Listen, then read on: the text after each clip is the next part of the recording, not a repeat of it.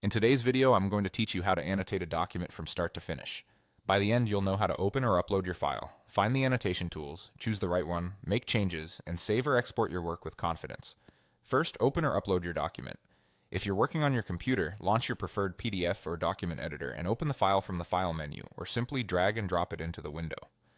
If you're in a browser-based platform, look for an Upload or Import button, then select your file and wait for it to process. Give the app a moment to load larger documents, especially those with images or many pages. A brief pause up front helps prevent lag or glitches as you annotate. Next, locate the annotation toolbar. This panel usually sits at the top or along the side and may show icons like a highlighter, pen, comment bubble, or shape. If you don't see it, check the View or Tools menu for something labeled Annotations, Markup, or Comment. Some apps collapse the toolbar behind a small caret or pencil icon. Click that to expand it. If there are multiple workspaces, switch to a comment or review workspace to reveal the full set of tools. Now choose the annotation tool you want to use. The highlighter is perfect for emphasizing key passages without changing the text. The comment or note tool lets you attach thoughts and questions in the margin. Use underline or strike through for suggested edits, and the freehand pen or shapes for arrows, boxes, and quick callouts. Many tools let you adjust color, thickness, opacity, and font. Picking a consistent color scheme makes your notes easier to follow, for example, yellow for highlights, blue for questions, and red for action items.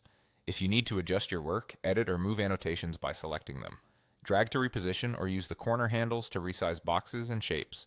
Double-click a comment to revise the text, and press undo if you make a mistake. Right-click or open the Properties panel to fine-tune appearance or opacity. If items overlap, click again to cycle through or zoom in for precise control. Remember that some tools snap to text baselines, so a slight zoom often improves accuracy. Finally, save or export.